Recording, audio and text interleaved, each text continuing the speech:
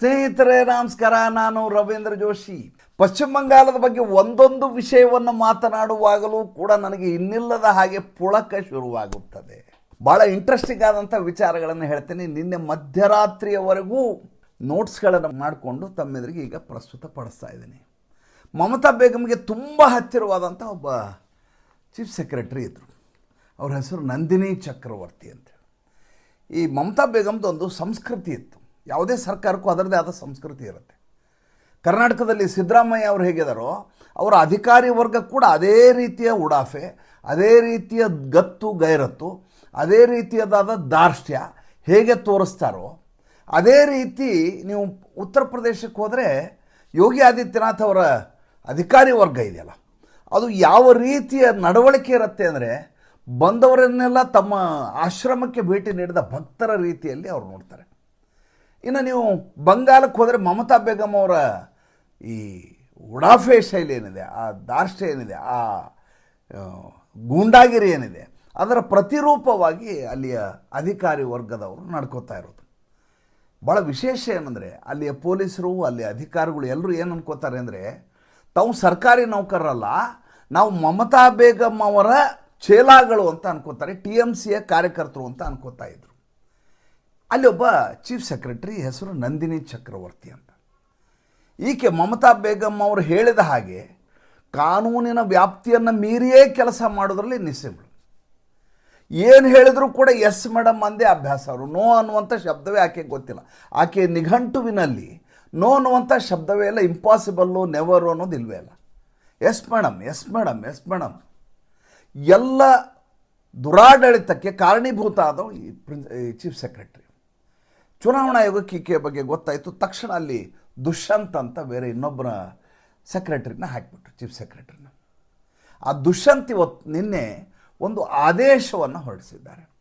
ಏನು ಆದೇಶ ಅಂದರೆ ಇಡೀ ಪಶ್ಚಿಮ ಬಂಗಾಳದಲ್ಲಿರುವಂಥ ಎಲ್ಲ DMಗಳು, ಎಲ್ಲ ಸೆಕ್ರೆಟರಿಗಳು, ಪ್ರಿನ್ಸಿಪಲ್ ಸೆಕ್ರೆಟರಿಗಳು, ಆಮೇಲೆ ಕಾರ್ಪೊರೇಷನ್ನ ಅಧಿಕಾರಿಗಳು ಯಾರೂ ಕೂಡ ಯಾವುದೇ ಫೈಲ್ಗಳನ್ನು ಹಸ್ತಾಂತರಿಸುವ ಹಾಗಿಲ್ಲ, ವಿಲೇವಾರಿ ಮಾಡುವ ಹಾಗಿಲ್ಲ, ಜೆರಾಕ್ಸ್ ಕಾಪಿ ಮಾಡಿಕೊಳ್ಳುವ ಹಾಗಿಲ್ಲ, ಒಂದು ಕಡೆಯಿಂದ ಇನ್ನೊಂದು ಕಡೆ ನಕಲು ಮಾಡಲಿಕ್ಕೆ ತೆಗೆದುಕೊಂಡು ಹೋಗಿ ಹಸ್ತಾಂತರ ಮಾಡುವ ಹಾಗಿಲ್ಲ.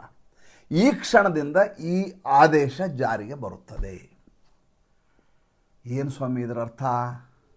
ಇದರ ಅರ್ಥ ಮಮತಾ ಬೇಗಮ್ ಅವರು ಇನ್ನಿಲ್ಲದ ಹಾಗೆ ನಾನೇ ಗೆಲ್ತೀನಿ, ನನಗೇನು ವ್ಯತ್ಯಾಸ ಆಗಲ್ಲ ಅಂತ ಯಾವ ಉಡಾಫೆಯಲ್ಲಿ ಓಡಾಡ್ತಾ ಇದ್ರು, ಈಗ ಸೋತ ಮೇಲೆ ರಿಪೇರಿ ಮಾಡ್ಕೊಳ್ಳಿಕ್ಕೆ ಏನು ಬೇಕೋ ಅದೆಲ್ಲವನ್ನು ಅಧಿಕಾರಿಗಳನ್ನು ಬಳಸಿ ಮಾಡ್ಕೋತಾರೆ. ಅದಕ್ಕೆ ಅವಕಾಶ ಆಗಬಾರದು ಅಂತ ಈ ದುಷ್ಯಂತ್ ಎನ್ನುವಂಥ ಚೀಫ್ ಸೆಕ್ರೆಟರಿ ಆದೇಶವನ್ನು ಹೊರಡಿಸಿದ್ದಾರೆ. ಇವರು ಹೆಂಗೆ ಆದೇಶ ಹೊರಡಿಸಿದ್ರು ಸ್ವಾಮಿ? ಇವರಿಗೆ ಗೃಹ ಸಚಿವಾಲಯದಿಂದ ಆದೇಶ ಬರುತ್ತೆ. ಆ ಆದೇಶದಿಂದ ಈ ಆದೇಶ ಆಗಿದೆ. ಸರ್ಕಾರ ಬದಲಾದಾಗ ಯಾವಾಗಲೂ ಅಧಿಕಾರಿಗಳು ತಕ್ಷಣದಲ್ಲಿ ಅಲರ್ಟ್ ಆಗಿಬಿಡ್ತಾರೆ. ತಾವು ಪ್ರಾಮಾಣಿಕರು ಅಂತ ತೋರಿಸ್ಕೊಳ್ಳಿಕ್ಕೆ ಪ್ರಯತ್ನ ಮಾಡ್ತಾರೆ. ತಮ್ಮ ನಿಷ್ಠೆಯನ್ನು ಹೊಸ ಸರ್ಕಾರಕ್ಕೆ ಇನ್ನಿಲ್ಲದ ಹಾಗೆ ತೋರಿಸಿಕೊಳ್ಳುವಂಥ ಹಪಹಪಿ ಅವರನ್ನು ಕಾಡ್ತಾ ಇರುತ್ತೆ. ಆ ಧಾವಂತದಲ್ಲಿ ಅವರು ಹೇಳಿದ್ದನ್ನೆಲ್ಲ ಮಾಡಲಿಕ್ಕೆ ಸಿದ್ಧರಾಗ್ತಾರೆ. ಹೀಗಾಗಿ ಒಂದೇ ಒಂದು ಫೈಲು ಆಚೆಯಿಂದ ಈಚೆ, ಈಚೆಯಿಂದ ಆಚೆ ಹೋಗಲಿಕ್ಕೆ ಸಾಧ್ಯ ಇರಲಾರದಂಥ ಸ್ಥಿತಿ ಪಶ್ಚಿಮ ಬಂಗಾಳದಲ್ಲಿ ನಿರ್ಮಾಣ ಆಗಿದೆ. ನನಗೆ ನಿನ್ನೆ ಬೆಳಗ್ಗಿಂದ ಸಂಜೆವರೆಗೂ ಎಲ್ಲರೂ ಒಂದೇ ಒಂದು ಪ್ರಶ್ನೆಯನ್ನು ಕೇಳ್ತಾಯಿದ್ರು. ಮೊದಲೇದು ಇನ್ನೂ ನಿನ್ನೆ ನಾನು ನಿರಂತರವಾಗಿ 2 ಗಂಟೆಯಲ್ಲಿ ಒಂದು ಸಂಚಿಕೆ ಮಾಡಿದ್ದೀನಿ. ಆದರೂ ಕೂಡ ನಾನು ಸಾಮಾಜಿಕ ಪರಿವಾರದ ಬಂಧುಗಳಿಗೆ ಸಮಾಧಾನ ಇಲ್ಲ. ಯಾಕೇನು ಹೊಸ ಸಂಚಿಕೆ ಬಂದಿಲ್ಲ, ಯಾಕೇನು ಹೊಸ ಒಂದು ಸಂಚಿಕೆಗೂ ಇನ್ನೊಂದು ಸಂಚಿಕೆಗೂ 2 ಗಂಟೆ ಅಂತರ ಇಲ್ಲದೆ ಆಗಿರುವಂಥ ಬೆಳವಣಿಗೆಗಳನ್ನು ಹೇಳೋದು ಹೇಗೆ? ಅಂದರೆ ಆ ರೀತಿಯದಾದಂಥ ಕುತೂಹಲ, ಏನಾಗತ್ತೆ ಅನ್ನುವಂಥ ಆತಂಕ, ಮಡುಗಟ್ಟಿದಂಥ ವೇದನೆ, ಅಸಹಾಯಕತೆ, ಆಕ್ರೋಶ ಎಲ್ಲವೂ ಫೋನ್ ಕರೆಗಳ ಮೂಲಕ ನನ್ನನ್ನು ಕಾಡ್ತಾ ಇದ್ದದ್ದು. ಇಡೀ ದಿವಸ ನನಗೆ ವಿಡಿಯೋ ಮಾಡಲಿಕ್ಕೆ ಆಗಲಾರದಷ್ಟು ಫೋನ್ ಕರೆಗಳು. ನಮ್ಮಲ್ಲಿ ಒಂದು ಫೋನ್ ಪೇ ಅಂತೇಳಿ ನಂಬರ್ ಕೊಟ್ಟಿದ್ದೀವಿ ಕೆಳಗೆ. ಅದು ಕೇವಲ ಪೇಮೆಂಟ್ ಗೇಟ್ವೇಗೋಸ್ಕರ, ಫೋನ್ ಮಾಡಲಿಕ್ಕಲ್ಲ. ದುಡ್ಡು ಬಂದದ್ದನ್ನು ಕಲೆಕ್ಟ್ ಮಾಡಿ ಅದನ್ನು ಅಕೌಂಟಿಗೆ ಕಳಿಸಿ ಮಾಡಲಿಕ್ಕೆ ಒಂದು ವ್ಯವಸ್ಥೆಯನ್ನು ಮಾಡಿಕೊಂಡೆ. ನನ್ನ ದುರಂತ, ನನ್ನದು ವಿಪರ್ಯಾಸ ಏನಂದರೆ ಅದೇ ನಂಬರ್ಗೆ ನನಗೆಲ್ಲರೂ ಕರೆ ಮಾಡ್ತಾರೆ. ಆ ಫೋನು ಯಾವಾಗಲೂ ಆ್ಯಕ್ಟಿವ್ ಇಡಲೇಬೇಕು ನಾನು. ಯಾಕೆ ಅಂತಂದರೆ ಅದಕ್ಕೆ ಆರ್ಥಿಕವಾದಂಥ ಜವಾಬ್ದಾರಿಗಳಿರೋದ್ರಿಂದ. ಆದರೆ ನನ್ನ ಸಾಮಾಜಿಕ ಪರಿವಾರದ ಬಂಧುಗಳಿಗೆ ಪಾಪ ಅವರ ಕಕ್ಕುಲತೆ, ಅವರ ಪ್ರೀತಿ, ಅವರ ವಿಶ್ವಾಸ ಹೇಗಿರುತ್ತೆ ಅಂದರೆ ಹೇಗಾದರೂ ಮಾಡಿ ನನ್ನನ್ನು ಮುಟ್ಟಬೇಕು ಅನ್ನುವಂಥ ಧಾವಂತದಲ್ಲಿ ತಕ್ಷಣ 776022 1668ಗೆ ಫೋನ್ ಮಾಡಿಬಿಡ್ತಾರೆ, ಇಲ್ಲ 9448789892ಗೆ ಫೋನ್ ಮಾಡಿಬಿಡ್ತಾರೆ. ರಿಕಾರ್ಡಿಂಗಲ್ಲಿ ಇರ್ತೀನಿ, ಸೈಲೆನ್ಸ್ ಮೋಡಲ್ಲಿ ಇಟ್ಟರು ರಿಂಗ್ ಆಗಿಬಿಡ್ತೆ ಎಷ್ಟೋ ಸಲ. ಆಮೇಲೆ ಒಂದು ಸಲ ರಿಂಗ್ ಆದರೆ ನನ್ನ ಏಕಾಗ್ರತೆ ಹೊರಟೋಗುತ್ತೆ. ನಾನು ಯಾವುದೋ ಸ್ಕ್ರಿಪ್ಟ್ ಇಟ್ಕೊಂಡು ಮಾತಾಡೋನಲ್ಲ, ನನ್ನ ಎದುರುಗಡೆ ಯಾವುದೋ ಟೆಲಿಪ್ರಾಂಪ್ಟರ್ ಇಟ್ಕೊಂಡಿಲ್ಲ, ನಾನು ಯಾವುದೇ ನೋಟ್ಸ್ಗಳನ್ನು ಮಾಡ್ಕೊಳ್ಳೋದು ಕಡಿಮೆ. ತಾಯಿ ಏನು ಹೇಳ್ತಾಳೆ ಅದನ್ನು ಮಾತಾಡೋದು. ನಾನು ತಪ್ಪು ಅಂತ ಹೇಳೋದಿಲ್ಲ, ಆದರೆ ನಾನು ಈ ರೀತಿಯಾದಂಥ ಧಾವಂತದಲ್ಲಿರ್ತೀನಿ, ಸಬ್ಜೆಕ್ಟ್ಗಳು ರೆಡಿ ಮಾಡ್ತಾ ಇರ್ತೀನಿ ಅನ್ನೋದು ಭಾಳಷ್ಟು ಜನರಿಗೆ ಅರ್ಥವೇ ಆಗೋದಿಲ್ಲ. ಇರಲಿ, ಅವರ ಪ್ರೀತಿಗೆ ನಾನು ಯಾವತ್ತೂ ಋಣಿ. ಫೋನ್ ಮಾಡೋದಕ್ಕಿಂತ ಹೆಚ್ಚಾಗಿ ಅದನ್ನು ಪೇಮೆಂಟ್ ಗೆಟ್ವೇಗೆ ಬಳಸಿದರೆ ನಮ್ಮ ಸಂಸ್ಥೆಯು ಬೆಳೀಲಿಕ್ಕೆ ಸಾಧ್ಯ ಆಗುತ್ತೆ. ಫೋನ್ಪೇಗೋಸ್ಕರ ಇರುವ ನಂಬರ್ನಲ್ಲಿ ಫೋನ್ ಮಾಡೋದಕ್ಕಿಂತ ಹೆಚ್ಚಾಗಿ ಫೋನ್ಪೇಗೆ ದುಡ್ಡು ಕಳಿಸಿದರೆ ಸಂಸ್ಥೆಯನ್ನು ಬೆಳೆಸ್ಬೋದು ಅಂತ ನಾನು ಅಂದ್ಕೊಂಡು. ಇರಲಿ, ವಿಷಯ ಏನಪ್ಪ ಅಂತಂದರೆ, ನಿನ್ನೆ ಒಂದು ಪ್ರಶ್ನೆಯನ್ನು ಎಲ್ಲರೂ ಕೇಳ್ತಾಯಿದ್ರು. ಏನಂದರೆ, ಮಮತಾ ಬೇಗಮ್ದು ಏನಾತ್ರಿ ಸ್ವಾಮಿ ಭವಿಷ್ಯ? ನೀವು TMC ನಂಬರ್ ಹೇಳ್ತೀರಿ, ನೀವು DMK ನಂಬರ್ ಹೇಳ್ತೀರಿ, TVK ನಂಬರ್ ಹೇಳ್ತೀರಿ, ಮಮತಾ ಬೇಗಮ್ದು ಏನಾಯ್ತು ಸ್ವಾಮಿ? ನಿನ್ನೆ ರಾತ್ರಿಯವರೆಗೂ 15 ಸುತ್ತಿನವರೆಗೂ ಕೂಡ ಮಮತಾ ಬೇಗಮ್ಗೂ ಮತ್ತು ಸುವೇಂದು ಅಧಿಕಾರಿಗೂ ಜಟಾಪಟಿ. ಯಾವ ಮಟ್ಟಿನ ಜಟಾಪಟಿ ಅಂದರೆ, ಬಹಳಷ್ಟು ಸುತ್ತಿನಲ್ಲಿ ಮಮತಾ ಬೇಗಮ್ಮೇ ಗೆಲ್ಲುವ ಸಾಧ್ಯತೆ ಜಾಸ್ತಿ ಕಾಣಿಸ್ತಾ ಇತ್ತು. ಒಂದು ಹಂತದಲ್ಲಂತೂ ಕೇವಲ 55 ಮತಗಳ ಅಂತರ ಇಬ್ಬರ ಮಧ್ಯೆ. ನನಗೆ ಒಂದೊಂದು ಕ್ಷಣವೂ ಕೂಡ ಚಡಪಡಿಕೆ, ಒಂದೊಂದು ಕ್ಷಣವೂ ಕೂಡ ಆತಂಕ. ಗೆದ್ದ ಮೇಲೆ ಏನು ಸಾಧನೆ ಮಾಡೋದಿಲ್ಲ. ವಿಧಾನಮಂಡಲದಲ್ಲಿ ಇಂಥ ಕಪಿಗಳು ಬಂದುಬಿಟ್ರೆ ಗಲಾಟೆ ಮಾಡ್ಕೊಂಡು ಓಡಾಡ್ತಾವೆ, ಬೇರೆ ಏನು ಮಾಡಲ್ಲ ಇವರು. ಅರವಿಂದ್ ಕೇಜ್ರಿವಾಲ್ ಮತ್ತು ಮಮತಾ ಬೇಗಮ್ ಅವರ ಸಮಸ್ಯೆ ಏನಂದರೆ, ಇವರು ವಿರೋಧ ಪಕ್ಷದಲ್ಲಿದ್ದು ವಿರೋಧ ಮಾಡಿದ್ರೆ ಮಾತು ಬೇರೆ, ಇವರು ಕಪಿಚೇಷ್ಟೆ ಮಾಡ್ತಾರೆ ಮತ್ತು ಸದನ ನಡೀಲಾರ್ದಾಗ ಏನು ಮಾಡಬೇಕು ಅದನ್ನು ಮಾಡ್ತಾರೆ. ಆದ್ದರಿಂದ ಇವರು ಗೆಲುವು ಆಗಬಾರ್ದು ಅನ್ನೋದು ನಮ್ಮ ಉದ್ದೇಶ ಅಷ್ಟೇ. ಗಮನಿಸ್ತಾ ಇದ್ದೀನಿ. ರಾತ್ರಿ ಆದರೂ ಕೂಡ ಫಲಿತಾಂಶ ಬರ್ತಾ ಇಲ್ಲ. ಎಲ್ಲ ಎಲೆಕ್ಷನ್ ಕಮಿಷನ್ ವೆಬ್ಸೈಟ್ ಚೆಕ್ ಮಾಡೋದು ಎಲ್ಲ ಮಾಡ್ತಾ ಇದ್ದೀನಿ. ಯಾವುದು ನೋಡಿದರೂ ಕೂಡ ಯಾವ ರೀತಿಯ ಹಣಾಹಣಿ ಅಂದರೆ, ಕೊನೇ ಕ್ಷಣದವರೆಗೂ ಮಮತಾ ಬೇಗಮ್ ಗೆದ್ದು ಬಿಡ್ತಾರೆ ಅಂತ. ಅಲ್ಲಿ ನಂದಿಗ್ರಾಮದಲ್ಲಿ ಗೆದ್ದು ಆಗಿ ಹೋಗಿದೆ ಆ ಮನುಷ್ಯ. ಇಂಪಾರ್ಟೆಂಟ್ ಇರೋದು ಭವಾನಿಪುರದಲ್ಲಿ. ಭವಾನಿಪುರ 1ರಲ್ಲಿ ಈ ಸಲ ಸೆಣಸಿರೋದು ಮಮತಾ ಬೇಗಮ್ಮು. ಕಳೆದ ಬಾರಿ ಸುವೇಂದು ಅಧಿಕಾರಿನ ನಾನು ಸೋಲಿಸ್ತೀನಿ ಅಂತೇಳಿ ತವರ ಮನೆ ಬಿಟ್ಟು ಅಲ್ಲಿ ಹೋಗಿದ್ರು ಅವ್ರು ನಂದಿಗ್ರಾಮ್ಗೆ. ಸೋತು ಬಂದರು. ಅವನು ಸೋಲಿಸಬೇಕು ಅನ್ನುವಂಥ ಸೇಡಿನ ಮನೋಭಾವದಿಂದನೇ ನಂದಿಗ್ರಾಮ್ ಹೋಗಿದ್ದಾಕೆ. ಸೋತು ಸುಣ್ಣಾಗಿ ಹೋದು, ಪಕ್ಷ ಗೆದ್ದು ಆಕೆ ಸೋತು. ಈ ಸಲನೂ ಎಲ್ಲಿ ಹಂಗಾಗ್ಬಿಡ್ತು, ಈ ಪಕ್ಷ ಸೋತು ಈಕೆ ಗೆದ್ದು ಬಿಡ್ತಾಳೆ ಅನ್ನುವಂಥ ಆತಂಕ ಸ್ವಾಭಾವಿಕ. ಮಡುಗಟ್ಟಿದಂಥ ಒಳಗಡೆ ಇರುವಂಥ ನಮ್ಮ ಚಡಪಡಿಕೆ ಇದೆಯಲ್ಲ, ಅದು ಹೆಂಗೆ ನಾ ಹೇಳಲಿಕ್ಕೆ ಸಾಧ್ಯನೇ ಇಲ್ಲ. ಕೊನೆಗೆ ನೋಡಿದರೆ ನಂಬರ್ ನೋಡಿದರೆ ನೀವು ಆಶ್ಚರ್ಯಪಟ್ಬಿಡ್ತೀರಿ. 73,917 ಮತಗಳು ಸುವೇಂದು ಅಧಿಕಾರಿಗೆ ಬಂದಿದ್ದಾವೆ. 58,812 ಮತಗಳು ಮಮತಾ ಬೇಗಮ್ಗೆ ಬಂದಿದ್ದಾವೆ. ರಾತ್ರಿ 15,105 ಮತಗಳಿಂದ ಮಮತಾ ಬೇಗಮ್ ಅವರು ಸೋಲನ್ನು ಕಂಡಿದ್ದಾರೆ. ಹೊರಗಡೆ ಬಂದು ಸುವೇಂದು ಅಧಿಕಾರಿ ಹೇಳುವಾಗ ಮಾಧ್ಯಮದವರು ನೆರೆದಿರೋದನ್ನು ನೋಡಬೇಕಾಗಿತ್ತು ನೀವು. ಆತ ಹೇಳ್ತಾರೆ, ಮುಸಲ್ಮಾನರೆಲ್ಲ ಆಕೆಗೆ ಓಟ್ ಹಾಕಿಬಿಟ್ರು, ಗೆದ್ದು ಬಿಡ್ತಾರೆ ಅಂತ ಅಂದ್ಕೊಂಡಿದ್ರು. ಹಿಂದೂಗಳನ್ನು ನನ್ನ ಕೈ ಹಿಡಿದ್ರು. ನಿನ್ನೆ ಇಡೀ ದಿವಸ ಸುವೇಂದು ಅಧಿಕಾರಿ ಹೇಳಿದ ಒಂದೇ ಮಾತು, ಹಿಂದೂಗಳು ಹಿಂದೂಗಳು ಹಿಂದೂಗಳು ಹಿಂದೂಗಳು.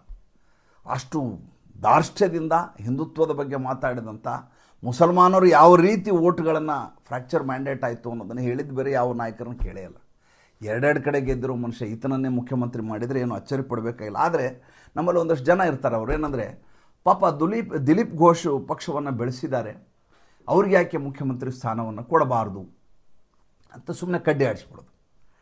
ಸ್ಟ್ರೀಟಲ್ಲಿ ನಿಂತು ಫೈಟ್ ಮಾಡಿದಾನೆ ಸುವೇಂದು ಅಧಿಕಾರಿ. TMCಯಿಂದ ಬಂದಿರಬಹುದು, ಆದರೆ 2021ರಿಂದ 2022 ಗಟ್ಟಿಯಾಗಿ ನಿಂತಿರೋ ವ್ಯಕ್ತಿ ಯಾರು? ಯಾವಾಗಲೂ ಪಶ್ಚಿಮ ಬಂಗಾಳದಂಥ ರಾಜ್ಯದಲ್ಲಿ ಸ್ಥಳೀಯತೆ ಭಾಳ ಮುಖ್ಯವಾದಂಥ ವಿಷಯ ಆಗತ್ತೆ. ಅಲ್ಲಿಯ ಭಾಷೆನೇ ಬಂಗಾಲಿ ಭಾಷೆ. ಬೇರೆ ಭಾಷೆಯನ್ನು ಅಲ್ಲಿ ಅವ್ರು ಮಾತಾಡೋದಿಲ್ಲ. ಹಿಂದಿಯಲ್ಲಿ ಪರಕೀಯ ಭಾಷೆ, ಹಿಂದಿಯನ್ನು ಅರ್ಥ ಮಾಡ್ಕೋತಾರೆ, ಹಿಂದಿ ಅವ್ರ ಭಾಷೆ ಅಲ್ಲ. ಉಳಿದ ಉತ್ತರದ ಎಲ್ಲ ರಾಜ್ಯಗಳಲ್ಲಿ ನೀವು ಹಿಂದಿ ಮಾತಾಡಿ ಬಚಾವಾಗಿಬಿಡ್ಬೋದು. ಇದು ಪೂರ್ವ ಭಾರತವಾಗಿರುವಂಥ ಬಂಗಾಲದಲ್ಲಿ ನಿಮ್ಮನ್ನು ಪರಕೀಯರು ಅಂತ ಹೇಳಲಿಕ್ಕೆ ಬೇಕಾದಷ್ಟು ಅವಕಾಶ ಇದೆ. ಅಮಿತ್ ಶಾಕು ಮತ್ ಲೇನಾ, ಮೋದಿ को हटाना क्योंकि वो दिल्ली से आया है, बाहर का आदमी है, हमारा नहीं है. ಸ್ಥಳೀಯತೆ ಬೇಕಾಗತ್ತೆ. ಸ್ಥಳೀಯತೆಗೆ 5 ವರ್ಷ ನಿರಂತರವಾಗಿ ನಿಂತಂಥ ಮನುಷ್ಯ ಯಾರು? 71 ಹತ್ಯೆಗಳನ್ನು ನೋಡಿ ತನ್ನ ಕಣ್ಣೆದುರಿಗೆ 13,000 ಮನೆಗಳು ಭಸ್ಮಗೊಂಡದ್ದು ಮನೆ ಖಾಲಿ ಮಾಡಿಸಿರೋದು, ಓಡಿರೋದು, 13,000 ಕುಟುಂಬಗಳು ಹೋಗಿದ್ದನ್ನು ನೋಡಿ ಅದಾದ ಮೇಲೂ 5 ವರ್ಷ ಸಂಘಟನೆ ಮಾಡಿದಂಥ ವ್ಯಕ್ತಿ ಯಾರಿದ್ದಾರೆ ಹೇಳಿ ಸ್ವಾಮಿ? ಇದೇ ವ್ಯಕ್ತಿ ಇರೋದು. ಮಾಧ್ಯಮದವ್ರು ಕೇಳಿದ್ರು ಮುಖ್ಯಮಂತ್ರಿ ಅಭ್ಯರ್ಥಿ ಅಲ್ವಾ ನೀವು ಅಂತ. ಅದನ್ನು ನಾ ಹೇಳೋದಿಲ್ಲ, ಅದನ್ನು ಮೋದಿಯವ್ರು ಹೇಳಬೇಕು, ಅಮಿತ್ ಶಾ ಅವ್ರು ಹೇಳಬೇಕು ಅಂತ. ನೋಡಿ, ಪಕ್ಷದ ವರಿಷ್ಠರ ಮೇಲೆ ಯಾವ ರೀತಿಯಾದಂಥ ನಂಬಿಕೆ ಇರುತ್ತೆ ಮತ್ತು ಎಷ್ಟು ಅಪಾರವಾದ ಗೌರವ. ಅವ್ರೇನು ಹೇಳ್ತಾರೆ ಅದಕ್ಕೆ ನಾವು ಬದ್ಧರಾಗಿದ್ದೀವಿ ಅಂತ ಹೇಳುವಂಥ ಕ್ಯಾಡರ್ ಇರುವಂಥ ಪಕ್ಷ ಭಾರತೀಯ ಜನತಾ ಪಾರ್ಟಿ. ಇಲ್ಲೆಲ್ಲ ಭಿನ್ನಮತಿ ಏನಾದೆ, ಬಂಡಾಯ ಮಾಡಿದೆ, ಇವೆಲ್ಲ ಚಾನ್ಸೇ ಇರಲಾರ್ದಂಥ ವಿಚಾರ. ಇನ್ನು ಏನು ಎಗರಾಡ್ತಾ ಇದ್ದ ಜಹಾಂಗೀರ್ ಖಾನ್, ಅಲ್ಲಿ ನೋಡಿ, ಜಹಾಂಗೀರ್ ಖಾನ್ ತೊಗೊಳ್ರಿ, ಶಹಜಾನ್ ಶೇಖ್ ಅಂತ ತೊಗೊಳ್ರಿ, ಫಿರ್ಹಾದ್ ಹುಸೇನ್ ತೊಗೊಳ್ರಿ, ಹಕೀಮನ್ ತೊಗೊಳ್ಳಿ, ಆಮೇಲೆ ಅಭಿಷೇಕ್ ಬ್ಯಾನರ್ಜಿನ್ ತೊಗೊಳ್ಳಿ, ಇವರೆಲ್ಲ ಮಾತಾಡಿದ್ದು ಹೆಂಗಿತ್ತು ಅಂತಂದರೆ, ಡೆರೆಕ್ ಒಬ್ರಾಯನ್ ಹೇಳ್ದ ಮೇ 4ನೇ ತಾರೀಕು ರಾಜೀನಾಮೆ ಕೊಡಬೇಕು ನರೇಂದ್ರ ಮೋದಿ, ಪಶ್ಚಿಮ ಬಂಗಾಳದಲ್ಲಿ ಭಾರತೀಯ ಜನತಾ ಪಾರ್ಟಿ ಸೋತ್ರೆ ಅಂತ. ಅಲ್ರಿ, ಪಶ್ಚಿಮ ಬಂಗಾಳದಲ್ಲಿ ಭಾರತೀಯ ಜನತಾ ಪಾರ್ಟಿ ಸೋತ್ರೆ ಮೋದಿ ಯಾಕೆ ರಾಜೀನಾಮೆ ಕೊಡಬೇಕು? ಬೋರ್ನ್ವಿಟಾ ಕ್ವಿಜ್ ಮಾಸ್ಟ್ರು ನರೇಂದ್ರ ಮೋದಿನ ರಾಜೀನಾಮೆ ಕೊಡ್ಸೋಕೆ ಹೋಗಿದ್ದ. ಈತ ಅಭಿಷೇಕ್ ಬ್ಯಾನರ್ಜಿ ಕಾರಿನ ಬಾನೆಟ್ ಮೇಲೆ ನಿಂತು ಮೊನ್ನೆ ಮೇ 4 ತಾರೀಕು दोपहर 12 बजे आप सब लोगों का ऐसा देख लेंगे आप देखना ಅಂತ ಹೇಳಿದ. ನಿಮ್ಮನ್ನೆಲ್ಲ ಮೇ 4ನೇ ತಾರೀಕು ಮಧ್ಯಾಹ್ನ 12 ಗಂಟೆಗೆ ನೋಡ್ಕೋತೀವಿ ಅಂತೇಳಿ. ಇವತ್ತು ನಿನ್ನೆ ಮಧ್ಯಾಹ್ನದಿಂದ ನಿನ್ನೆ ರಾತ್ರಿವರೆಗೂ ಆತ ಎಲ್ಲಿದ್ದಾನೆ ಅಂತಲೇ ಪತ್ತೆ ಇಲ್ಲ ರೀ, ನಾಪತ್ತೆ ಆಗಿದ್ದಾನೆ. ಫಲಿತಾಂಶ ಹೀಗೆ ಬಂತಲ್ಲ, ಮಮತಾ ಬೇಗಂ ಸ್ಥಿತಿ ನೋಡು. ಇದ್ದಕ್ಕಿದ್ದ ಹಾಗೆ ಈ ಮನುಷ್ಯಳು, ಈ ಮಹಿಳೆ ಮುದುಕಿಯಾಗಿಬಿಟ್ಟಾಳ್ರಿ. ನನ್ನ ಮನಸ್ಸಿಗೆ ಅನಿಸಿದ್ದನ್ನು ನಾನು ನಿಮ್ಗೆ ಹೇಳ್ತೇನೆ. ನಿಮ್ಮಿದ್ರೆ ನಾನು ಯಾವುದು ಹಂಚ್ಕೊಳ್ಳಿಕ್ಕೆ ನಿರ್ಬೇಡೆ. ನನಗೇನು ಮುಜುಗರ ಇಲ್ಲ. ಆಮೇಲೆ ನಾನು ಮಾತಾಡೋದ್ರ ಬಗ್ಗೆ ನಾನು ಭಾಳ ಯಾವುದೇ ರೀತಿಯಾದಂಥ ಅಸಂಬದ್ಧವಾಗಿ ಮಾತಾಡೋಂಗೆ ನಿಮ್ಗೆ ಗೊತ್ತು. ಅಧಿಕಾರ ಇಲ್ಲದೆ ಹೋದರೆ ರಾಜಕಾರಣಿಗಳು ಹೇಗೆ ಒಂದೇ ಒಂದು ಕ್ಷಣದಲ್ಲಿ ಕುಸಿದು ಹೋಗ್ತಾರೆ ಅನ್ನೋದಕ್ಕೆ ನಿನ್ನೆ ಮಮತಾ ಬೇಗಂ ರಾತ್ರಿ ಸೋತ ಮೇಲೆ ಹೊರಗಡೆ ಬಂದು ಮಾಧ್ಯಮದವ್ರ ಎದುರಿಗೆ ಮಾತಾಡಿದ್ದು ನೋಡ್ಕಾಯ್ತು. ಮುಜೆ ಢಕಲ್ ಡಾಲ, ಮುಜೆ ಮಾರ್ ಡಾಲ, ಮುಜೆ ಐಸಾಕಿಯ ವೈಸಾಕಿಯ. ಈಕೆಗೆ ಹೊಡೆದ್ರಂತೆ, ಈಕೆಗೆ ಮ್ಯಾನ್ ಹ್ಯಾಂಡಲ್ ಮಾಡಿದ್ರಂತೆ, ಕೌಂಟಿಂಗ್ ಸ್ಟೇಷನ್ನಲ್ಲಿ ಈಕೆ ಪೋಲಿಂಗ್ ಏಜೆಂಟ್ರಿಗೆ ಅವಕಾಶ ಕೊಡಲಿಲ್ವಂತೆ. ಹಾಗೆಲ್ಲ ಮಾಡಿದರೆ ಮಮತಾ ಬೇಗಂ ಸುಮ್ಮನಿದ್ದು ಬಿಡ್ತಿದ್ರ? ಸುಮ್ಮನೆ ಆಲೋಚನೆ ಮಾಡಿ ನೋಡಿ.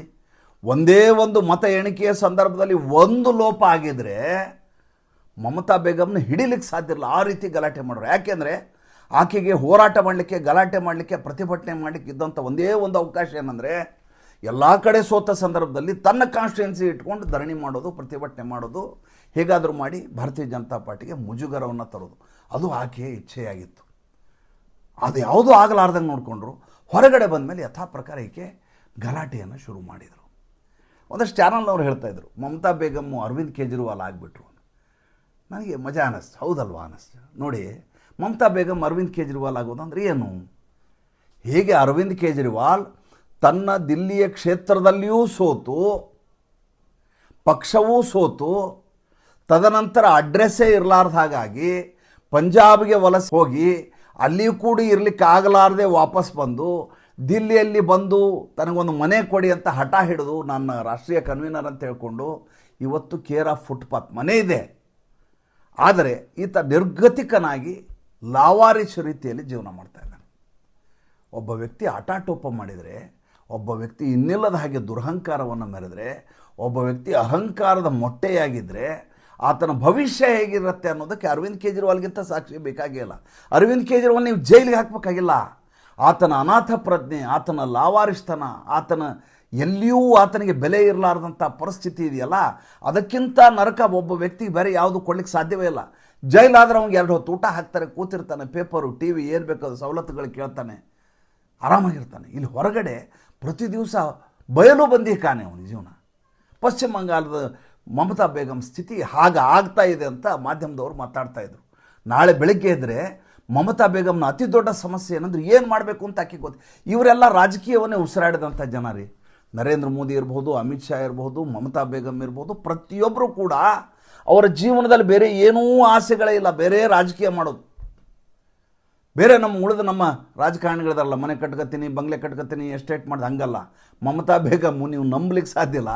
ಕಾಳಿಘಾಟ್ನಲ್ಲಿ ಹಳೇ ಮನೆಯಲ್ಲಿ ಆಕೆ ವಾಸ, ಚಾಪೆ ಮೇಲೆ ಮಲ್ಕೋತಾರೆ, ಬಿಳೆ ಸೀರೆ, ನೀಲಿ ಪಟ್ಟಿ, ಅದಕ್ಕೆ ಹವಾಯಿ ಚಪ್ಪಲಿ ಹಾಕ್ಕೊಂಡು ಓಡಾಡುತ್ತೆ ಹೆಣ್ಮಗಳು. ಹುಚ್ಚಿ ಅಂದರೆ ಆಕೆಗಿಂತ ಹುಚ್ಚಿ ನಿಮ್ಗೆ ಯಾರು ನಿಮ್ಗೆ ಸಿಗ್ಲಿಕ್ಕೆ ಸಾಧ್ಯವೇ ಇಲ್ಲ. ಆ ಶಬ್ದ ಬಳಸಿ ನಾನು ತಪ್ಪು ತಿಳ್ಕೊಬಾರ್ದು. ನೀವು ಅದರ ಅರ್ಥವನ್ನು ಗ್ರಹಿಸಬೇಕು. ಆಕೆ ಹಾಡು ಬರೀತಾಳೆ, ಆ ಹಾಡು ಇಷ್ಟು ಅಸಂಬದ್ಧವಾಗಿರುತ್ತೆ ಅಂದರೆ ಅದು ಹಾಡು ಅಂತ ನೀವು ಹೇಳಲಿಕ್ಕೆ ಸಾಧ್ಯವೇ ಇಲ್ಲ. ಈ ಕಡೆ ಅದು ಪದ್ಯವೂ ಅಲ್ಲ, ಆ ಕಡೆ ಗದ್ಯವೂ ಅಲ್ಲ, ಆ ರೀತಿ ಬರೀತಾಳೆ. ಇದಕ್ಕೆ ಹಾಡುಗಳ ಸಂಯೋಜನೆ ಮಾಡಬೇಕು ಅಂತ.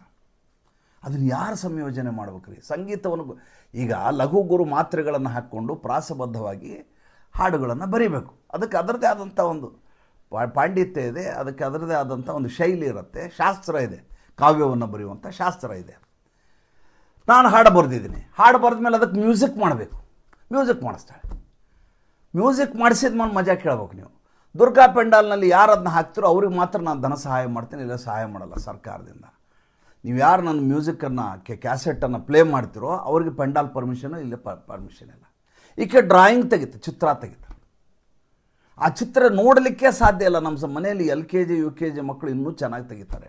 ಅದಕ್ಕಿಂತ ಕೆಟ್ಟದಾಗಿ, ವಿಕೃತವಾಗಿ, ವಿಕಾರವಾಗಿ ಚಿತ್ರ ಡ್ರಾಯಿಂಗ್ ಮಾಡ್ತಾರೆ. ಆ ಡ್ರಾಯಿಂಗ್ನ ಆಕ್ಷನ್ ಇಟ್ಟು ಮಾಡೋದು. ಅದನ್ನ ಯಾವನೋ ಒಬ್ಬ ಇಂಡಸ್ಟ್ರಿಯಲಿಸ್ಟೋ ಯಾವ ರಿಯಲ್ ಎಸ್ಟೇಟ್ ಅವನು 10 ಕೋಟಿ 5 ಕೋಟಿ ಕೊಡ್ತಿರ್ತಾರೆ. ಈ ರೀತಿ ಅಸಂಬದ್ಧವಾದ ವರ್ತನೆ ರಾಜಕಾರಣಕ್ಕೆ. ಅದು 3 ಹೊತ್ತು ಇದೇ ರಾಜಕಾರಣ. ಈಕೆ ನೀಲಿ ಬಣ್ಣ ಅಂದರೆ ಭಾಳ ಇಷ್ಟ. ನಾ ಹಿಂದೆ ಒಂದು ಸಲ ಒಂದು ಸಂಚಿಕೆ ನೀಲಿ ಬಣ್ಣ ಭಾಳ ಇಷ್ಟ. ಅದಕ್ಕೆ ಎಲ್ಲ ಬಿಲ್ಡಿಂಗ್ಗಳನ್ನು ನೀಲಿ ಮಾಡಿ ಅಂತ ಒಂದು ಆರ್ಡರ್ ಮಾಡಿದರು. ಪಶ್ಚಿಮ ಬಂಗಾಳದಲ್ಲಿರೋ ಎಲ್ಲ ಬಿಲ್ಡಿಂಗ್ಗಳಿಗೆ ಸರ್ಕಾರಿ ಕಚೇರಿಗಳು ಬಿಳಿ ಮತ್ತು ನೀಲಿ ಬಣ್ಣಗಳಿಂದ ಅಲಂಕರಿಸಲಾಯಿತು. ಕೋಟ್ಯಾಂತರ ರೂಪಾಯಿ ಅದಕ್ಕೋಸ್ಕರ ಖರ್ಚಾಯಿತು. ಈಕೆ ಈ ರೀತಿಯ ಹುಚ್ಚು ಹವ್ಯಾಸಗಳಿದಾವಲ್ಲ, ಈ ಹವ್ಯಾಸಗಳನ್ನು ಈಡೇರಿಸ್ಕೊಳ್ಳಿಕ್ಕೆ ಖಜಾನೆ ದುಡ್ಡನ್ನು ಬಳಸೋದು. ಜನರ ಕಷ್ಟ, ಅದಕ್ಕೆ ನಾವು ಸ್ಪಂದಿಸೋಣ, ರಾಜಕಾರಣ ಮುಂದುವರ್ಸ್ಕೊಂಡು ಹೋಗೋಣ, ಅದೆಲ್ಲ ಇಲ್ಲ. ಹಿಂದೆ ನಾನು ಗೆಲ್ಲಲಿಕ್ಕೆ ಯಾವ ಫಾರ್ಮುಲಾ ತೊಗೊಂಡಿದ್ದೆ? ಎಡರಂಗದ ಫಾರ್ಮುಲಾ ತೊಗೊಂಡಿದ್ದೆ. ಹೊಡಿ ಬಡಿ ಕಡಿ ಚಚ್ಚು, ಸತ್ರ ಸಾಯ್ಲಿ. ನಿನ್ನೆ ರಾತ್ರಿ ಆಕೆ ಮಲಗಿರ್ತಾಳೆ. ಮಲಗಿದ ನಾನು ಖಂಡಿತ ಹೇಳ್ತೀನಿ, ಆರ್ಜಿಕರ್ ಕಾಲೇಜಿನಲ್ಲಿ ಅತ್ಯಾಚಾರಕ್ಕೊಳಗಾದ ಹೆಣ್ಮಗಳಿದಾರಲ್ಲ, ಆಕೆಯ ಚೀತ್ಕಾರ ಆಕೆಯ ಕಿವಿಯಲ್ಲಿ ಕೇಳಿಸ್ಬೇಕು.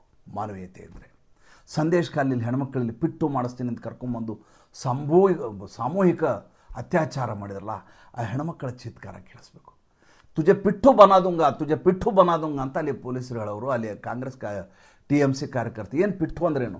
ಪಿಟ್ಟು ಅನ್ನೋದೊಂದು ಡಿಶ್. ಅದು ಆ ಡಿಶ್ ಮಾಡಿಸ್ಲಿಕ್ಕೆ ಕರೆಸ್ತೀನಿ ಅಂಥೇಳಿ ಕರ್ಕೊಂಡು ಹೋಗಿ TMC ಆಫೀಸ್ನವ್ರು ಕೂಡ ಹಾಕಿ ಅಲ್ಲಿ ಎಲ್ಲ ಕಾರ್ಯಕರ್ತರು ಸೇರಿ ಅವ್ರ ಮೇಲೆ ಅತ್ಯಾಚಾರ ನಡೆಸೋದು. ಅದೇ ಸಂದೇಶ ಖಾಲಿ ಪ್ರಕರಣ. ಆ ಎಲ್ಲ ಹೆಣ್ಮಕ್ಕಳ ಆರ್ತನಾದ ಇದೆಯಲ್ಲ, ಅದು ನಿನ್ನೆ ರಾತ್ರಿ ಆಕೆಗೆ ಪ್ರತಿಧ್ವನಿಸಬೇಕು. ಹಾಗಿದ್ದರೆ ಮಾತ್ರ ಆಕೆ ಮನುಷ್ಯಳು. ಇನ್ನು ಮುಂದಿನ ವಿಷಯ ಏನಪ್ಪ ಅಂತಂದರೆ, ಈ ಒಂದು ಮಾತನ್ನು ಈ ಸಂದರ್ಭದಲ್ಲಿ ನಾನು ಹೇಳಬೇಕು. ಇಡೀ ಚುನಾವಣೆಯ ಪ್ರಕ್ರಿಯೆ ಇದೆಯಲ್ಲ, ಈ ಪ್ರಕ್ರಿಯೆಯ ಒಂದು ತಾತ್ಪರ್ಯ ಏನಂದರೆ, ಅಟಲ್ ಬಿಹಾರಿ ವಾಜಪೇಯಿ ಅವರು ಒಂದು ಮಾತನ್ನು ಹೇಳಿದರು. ಚುನಾವಣೆ ಅನ್ನುವುದು ಗೆಲ್ಲಲಿಕ್ಕೆ ಸೋಲಲಿಕ್ಕೆ ಇರುವಂಥ ವಿಷಯ. ನಾವು ಸೋಲ್ತೀವಿ ಗೆಲ್ತೀವಿ, ಅದ್ರ ಬಗ್ಗೆ ಏನೂ ನಂದು ಅಭ್ಯಂತರ ಇಲ್ಲ. ಭಾರತೀಯ ಜನತಾ ಪಾರ್ಟಿಯನ್ನು ನೀವು ವಿರೋಧಿಸಿ, ನಂದೇನು ಅಭ್ಯರ್ಥ ಇಲ್ಲ. ರಾಮನ ವಿರುದ್ಧ ಕುಸ್ತಿ ಹಿಡಿಲಿಕ್ಕೆ ಹೋಗ್ಬೇಡಿ, ಹಾಳಾಗಿ ಹೋಗ್ಬಿಡ್ತೀರಾ ಅಂತೇಳಿ. ಈ ಬಾರಿಯ ಚುನಾವಣೆಯಲ್ಲಿ ಅದೇ ಆಗಿತ್ತು.